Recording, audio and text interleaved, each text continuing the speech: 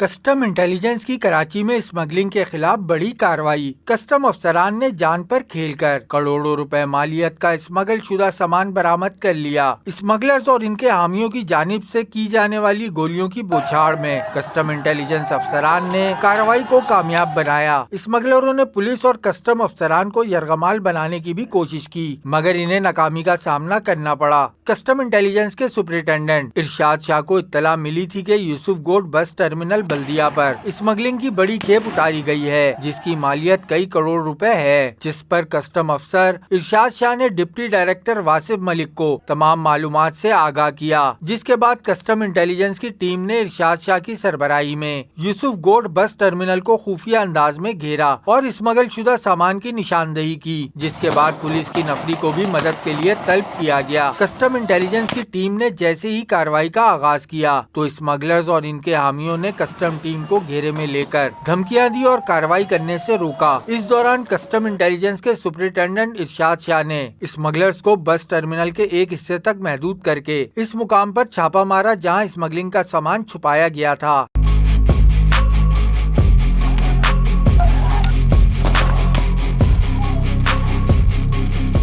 Custom intelligence کے مضبوط net work کو دیکھ کر اسمگلرز نے باقاعدہ حملے شروع کر دیے۔ پولیس اور کسٹم افسران کو یرغمال بنانے کی کوشش کی، مگر اس وقت تک کروڑوں روپے مالیت کے سامان سے بھری 3 گاڑیاں کسٹم افسران قبضے میں لے چکے تھے۔ اسی دوران اسمگلرز کی جانب سے کسٹم افسران اور پولیس پر پتھراؤ اور براہ راست فائرنگ شروع کر دی۔ پولیس کے مطابق اسمگلرز کی جانب سے تقریباً 45 منٹ تک فائرنگ اور پتھراؤ کیا گیا۔ اس دوران ان کی جانب سے پولیس اور عام شہریوں کی موٹر سائیکلیں اور گاڑیوں کو نظر آتش بھی کیا گیا۔ کسٹم انٹیلیجنس کے مطابق یوسف گوٹ سے قبضے میں لیے گئے سامان کے علاوہ بھی کئی گنا سامان بس ٹرمینل میں چھپایا گیا تھا، جس کو قبضے میں لینے کی کوشش کی گئی، مگر مزاحمت کے باعث ایسا ممکن نہ ہو سکا۔